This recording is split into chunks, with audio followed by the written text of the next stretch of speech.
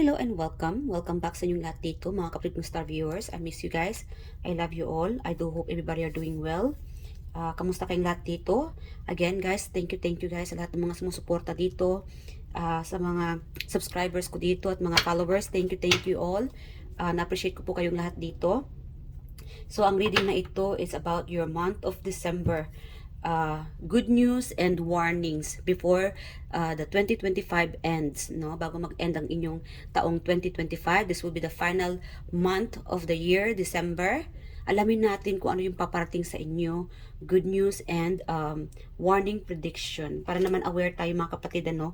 Huwag tayong matakot mga kapatid sa mga warnings. At least aware tayo. Alam natin kung ano yung gagawin natin at ano yung paparating. So, let's find out this reading. So guys, paalala ko lang mga kapatid, collective reading po ito and timeless. Kunin nyo lang kung saan kayo na nakaka-resonate. Kung hindi naman, huwag nyo pong lahatin at huwag lang po tayong bitter. Alright, Spirit Guide Angels. Alright, kamusta? Okay, parang nagre-reverse itong mga baraha. Pasensya na guys ha, naglo-laundry na naman ang lola ninyo.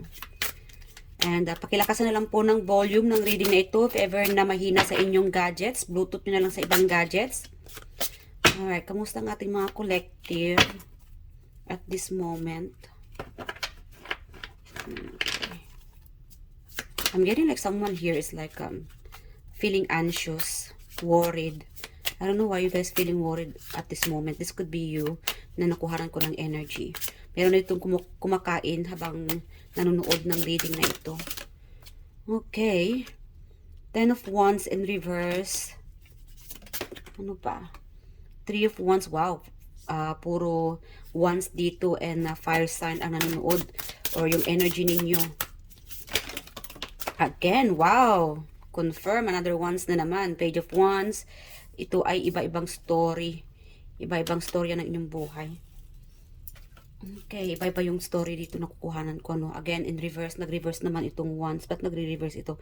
Okay, so Ace of Wands, something about like discouraged, nadi-discourage ka siguro, feeling na baka hindi ito mangyayari.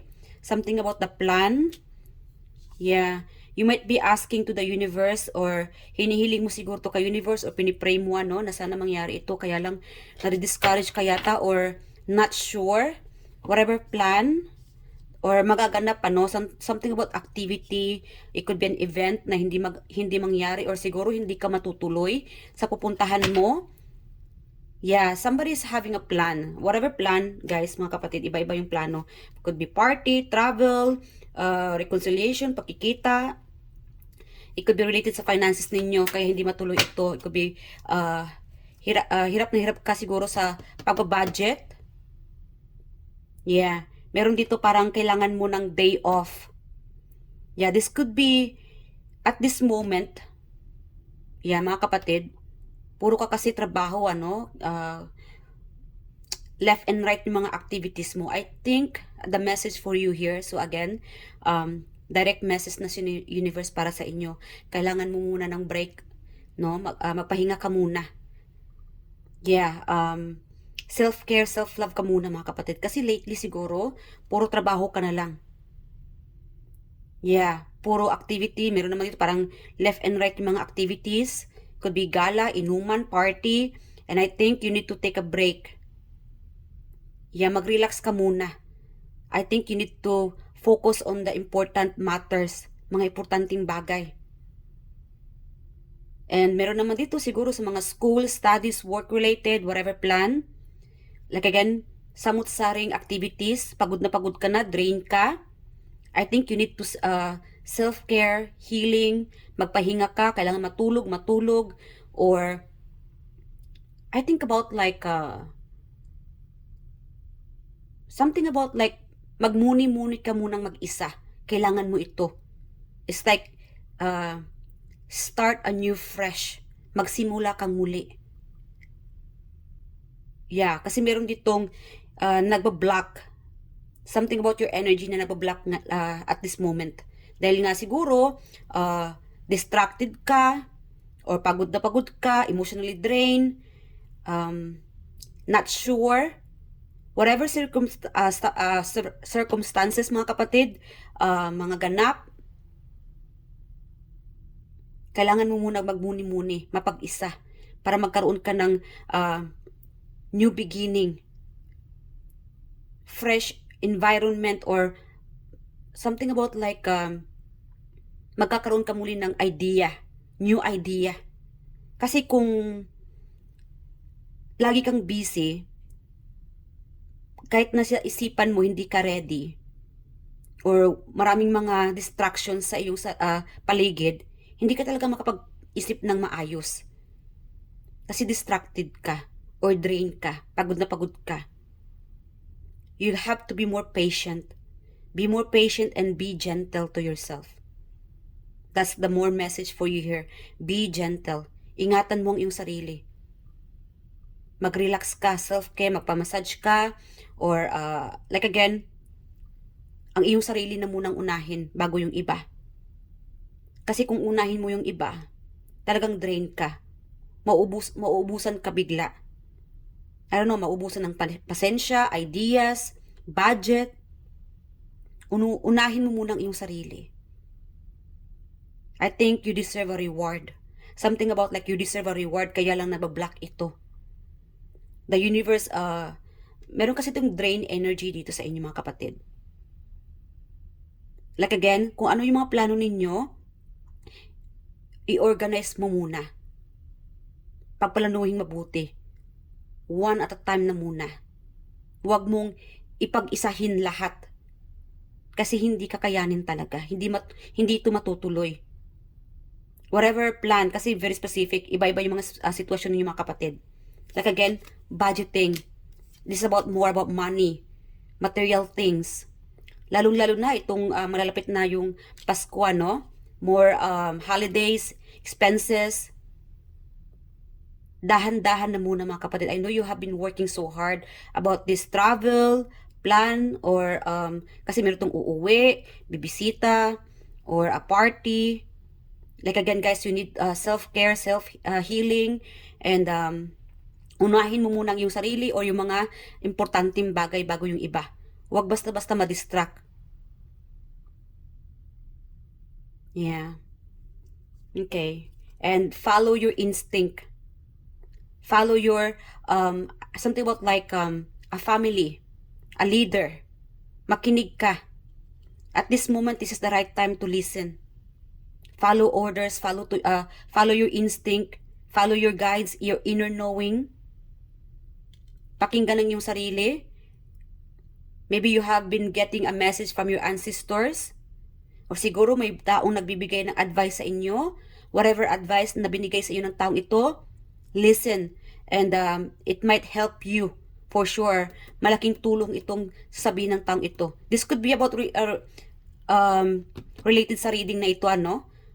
Yes, if ever na feeling mo na tama itong nababanggit ko, or any of the readings, you might be getting an instinct here, a message from your guides through the reading, or through someone else na magbibigay ng suporta sa iyo, emotional support, spiritual support. Malakas dito yung spiritual support.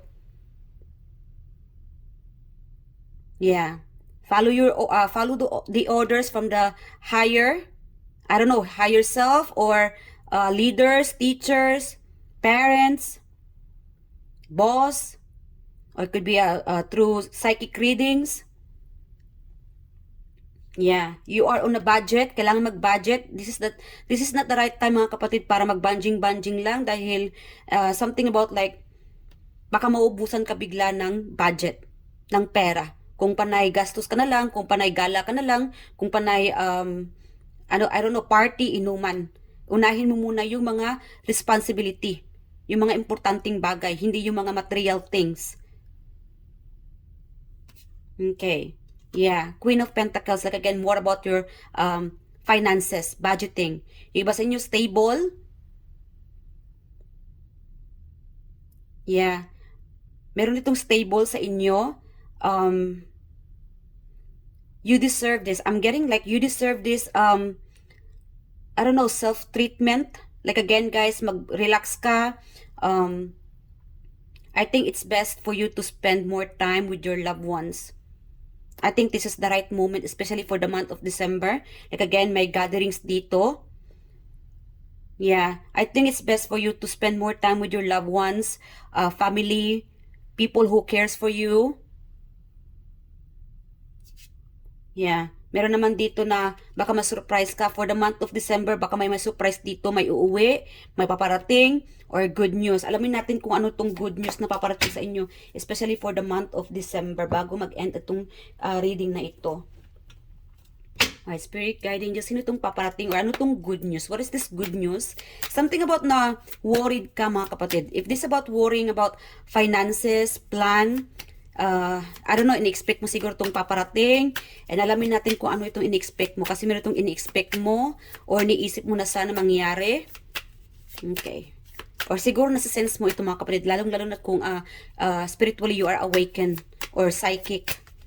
Yeah. Spirit guiding, ano itong paparating for the month of December sa ating mga collective? Okay. Good news or news na paparating sa ating mga collective na matatanggap. Okay. 5 of Pentacles. It could be a news na, I don't know, plano na it's not available. Baka madismaya ka dito. Kaya siguro worried ka, no, dahil baka hindi mangyari. Kaya nga nagre-reverse itong I don't know, like an activity or plan. Baka hindi ito mangyayari. And guys, although hindi man mangyayari, it's not because hindi mangyayari ay end of the world na. Meron kasing ganitong energy no, na hindi mangyayari yung mga activities, yung mga plano dahil there's a reason. May rason sa universe kung bakit hindi ito mangyayari, hindi matutuloy. Alright? You just have to believe what the universe is planning for you in the future. Because later on, magpapasalamat ka na lang, kaya pala hindi natuloy iyon. Buti na lang. At this moment, parang close muna, no? Sarado na muna yung pinto. It could be related about finances.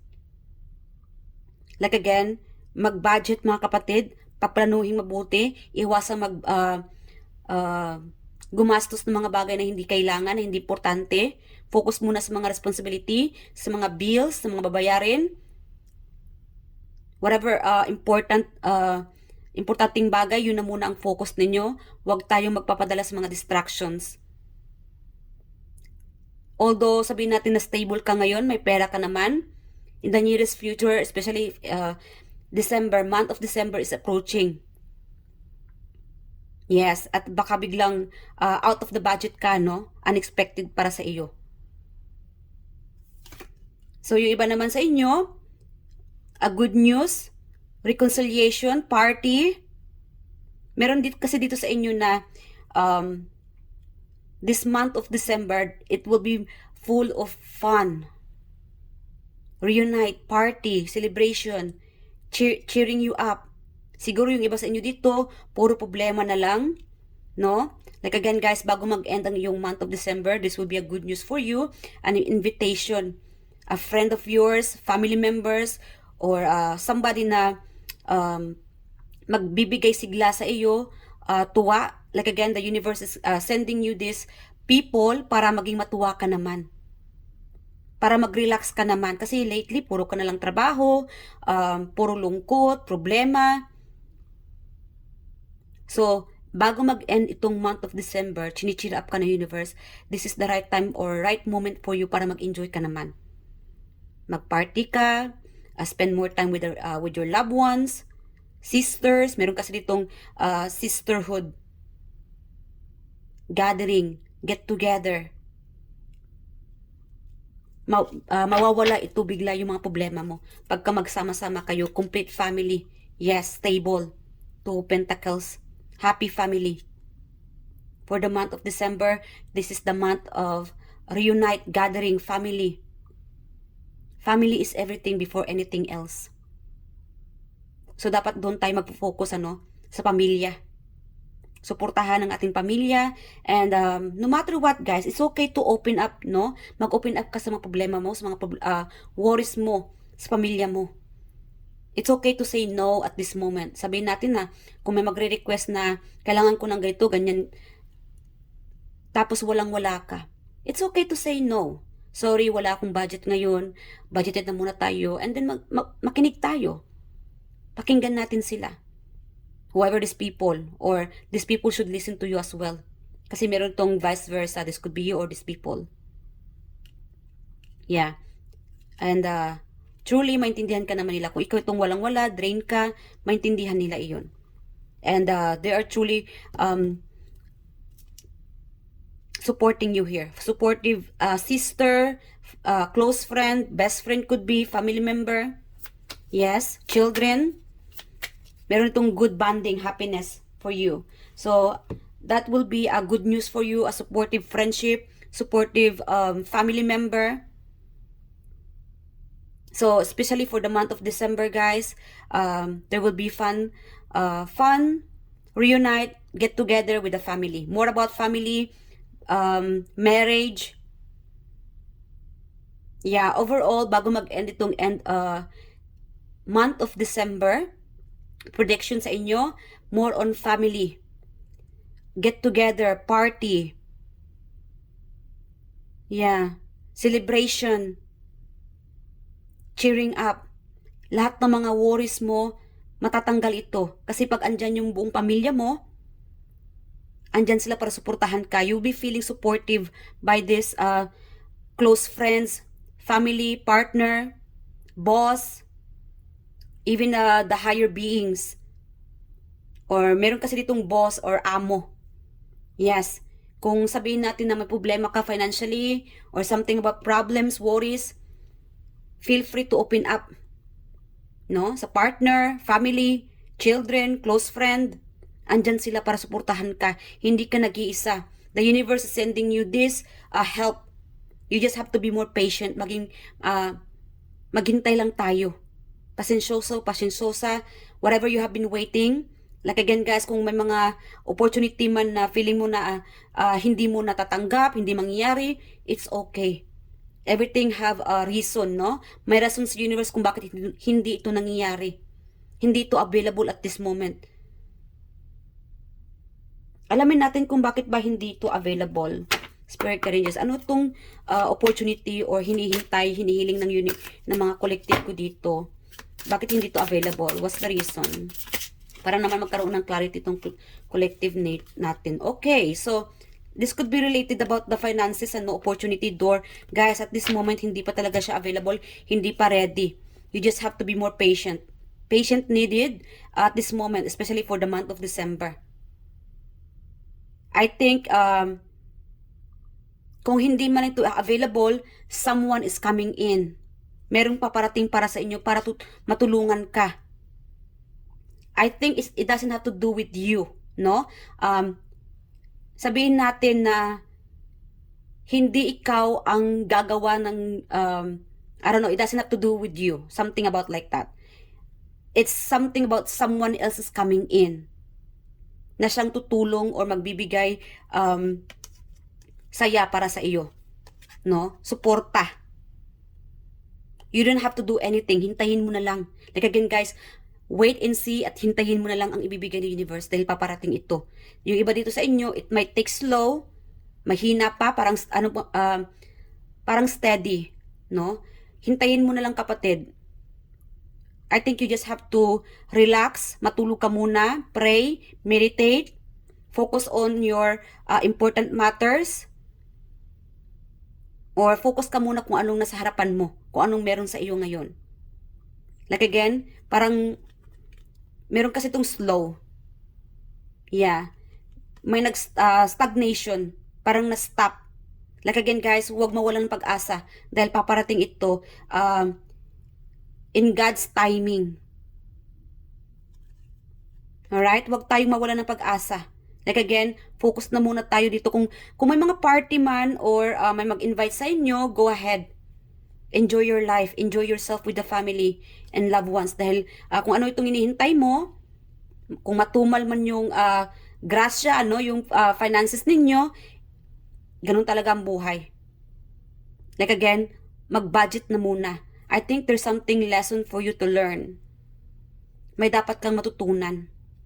Whatever it is, mag-budget na muna, pagplanuhin, magmuni-muni, mag-relax, focus ka muna sa mga importanteng bagay, pamilya, mga anak, sa asawa, sa pag-aaral, sa trabaho.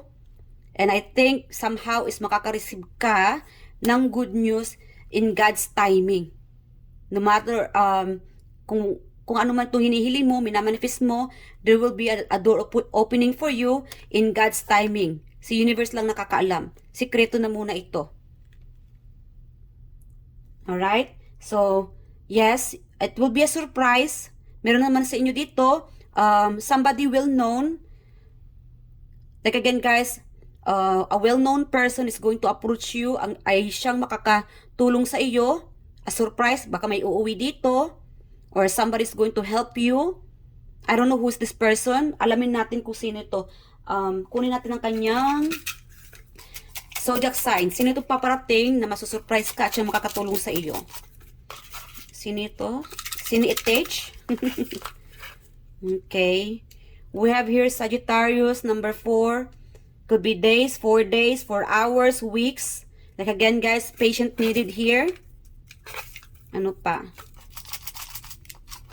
11 and 5. 4, 11 and 5. Could be month of November before mag-start yung December, baka end of November. We have here 5. You could be 45, 54. We have here 11. One more. Could be, November. Maybe this person is November. I don't know. We have here April, November, May, and Sagittarius, and Libra. This person could be a Libra, Sagittarius, November, May, April, or it could be days, 4 days, 11 days, 5 days, or hours.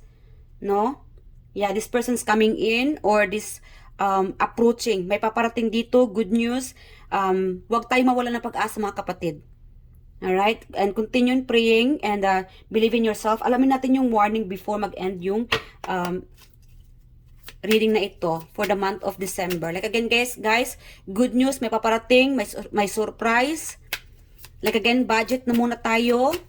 Maghintay na muna, huwag mawala ng pag-asa. And mag-relax. Unahin ang sarili, magpagamot kung kailangan magpagamot, kung hindi magandang iyong pakiramdam, magpagamot ka. You need time to heal, self-care, self-love, especially for the month of December, busy ka. Kailangan mo ng space muna yung iba dito. Alright.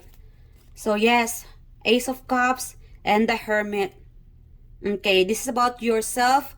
And as a warning mga kapatid, ingatan ang iyong kalusugan. Lalong-lalo na guys mga kapatid, maraming mga ganapan ng mga parties. Ingat-ingat sa mga kakainin ninyo or mga allergies or mga activities. Baka ito ay something about your health issues or emotional issues, no? Or emotional imbalance. So guys, again guys, mag-ingat-ingat for the month of December, That could be the warning for you bago mag-end yung taon ng 2025. So uminom ng ng tubig at dapat limited lang, limit lang ang pag-inom ng mga alcohol. Baka ito ay makakasira sa iyong kalusugan or something about your heart. So mag-ingat-ingat sa mga kinakain, sa mga taba, sa mga allergies, sa mga bawal sa inyo. Ingat-ingat guys, this is more about your health issues for the month of December. Kasi meron ditong samut-saring party or inuman, mga kainan, activities, and mga budget, Mag-ingat-ingat, lalong-lalo na sa, this could be related sa mga health issues, unexpected for end of the year, December, mag-budget, lalong-lalo na, kailangan talaga magtabi mga kapatid kasi unexpected, baka this could be related sa mga health issues, Wag naman sana. So again guys, para hindi mag-trigger sa inyo ang iyong kalusugan, kailangan magtabi kayo ng pera, para sa iyong kalusugan, or something about na magtabi just in case of emergency, magtabi kayo ng pera or para sa inyo. And ingat-ingat, uminom ng tubig, and mag-meditate kayo, and isolated, meron kasi ditong isolated. Kung kailangan nyo munang mag-no sa mga party, kung hindi magandang inyong kalusugan, huwag nyong i-push ang inyong sarili, no, para pumunta, para makipag-inuman kung hindi maganda ang inyong kalusugan or hindi maganda ang inyong pakiramdam. No? So, wag nyong i-push mga kapatid, wag nyong pilitan inyong sarili na pumunta dahil baka ito ay mag-trigger sa inyong sitwasyon. Or it could be mag-trigger din sa trabaho or sa school. Kung hindi pwede, wag pumunta. No, wag nyong i-push, baka ito ay makakasira sa inyong kalusugan, sa inyong relationship, or sa travel ninyo, activities. Yeah, wag nyong i-push. Yeah, wag nyong wag nyong ipilitin kung hindi pwede. Yeah. Dahil baka ito ay magti-trigger sa inyong sitwasyon. Kalusugan, sarili, finances, yeah. Like again, lalong-lalo sa finances. Kung kulang yung pera, kulang yung budget, wag nyong pilitin. Dahil at the end of the day, baka kayo lang din ay maghihirap sa huli. Alright? So, final message bago mag-end ang taong 2025. Final message for my collective bago mag-end ang 2025. Okay, you did it. Wow. You will be shining bright like a diamond. Meron ditong maging celebrity, well-known, well-power. Yes, wish come true. I'm getting like wish come true. Like again guys, merong surprise na magaganap sa inyo dito before mag-end ang taong 2025. So, affirm nyo itong surprise na matatanggap ninyo from the universe. Whatever surprise, si universe lang nakakaalam. So, hooray! Success is here or just around the corner. You've worked hard and your efforts are paying off. Congratulate yourself and truly savor your fantastic victory. Just remember that success comes in cycles, so we can't be at the top of our game 24/7. We succeed, celebrate, rest, renew, and succeed again. Know where you are in this journey. You did it before and you'll do it again and again. So yes guys, congratulations, and the universe will give you this victory before end of this year 2025. You are truly successful and it's time to celebrate for the year before the end of this year 2025 end. And yes, you did it. Huwag mong isipin na nagiging loser ka, hindi nagaganap, hindi nangyari ito. Like again guys, every end of the year or every year, every day is victory. You made it, you did it. It's time to celebrate. Yeah, you do not be too hard to yourself because you made it through the year of 2025. So it's time to celebrate and you did it. No? So isipin niyo na lang kapatid, kasi the more na naging positive ka, focus tayo sa mga positive vibe. Kasi the more na nag-focus ka sa mga negativity, negative thoughts, like again guys, emotional imbalance, tanggalin ito. Mag-focus tayo sa mga positibong bagay na this end of the year 2025, you did it. Naging matatag ka, naging mas malakas ka, and the universe is giving you this surprise. Whatever the universe is giving you, this surprise is coming. You just have to be more patient and believe it. Believe whatever you ask to the universe is happening so soon. It might be too slow. Just be more patient. Maging magpasensya ka muna. Wait and see at darating ito, matatanggap mo. You can sense it. You can feel it. Okay? Meron naman ditong taong paparating na siyang makakatulong sa iyo. It's time to heal. Focus about your self-care, self-love. And you deserve this. And it's time to receive this success. Yes. So hanggang dito mga kapatid, I do hope nag-enjoy ka sa reading na ito at mag-ingat po kayo palagi, and thank you sa lahat ng mga sumusuporta sa akin dito, and it's time to celebrate and accept the success from the universe, and congratulations, and you did it, and thank you guys, and I'll see you guys in the next reading.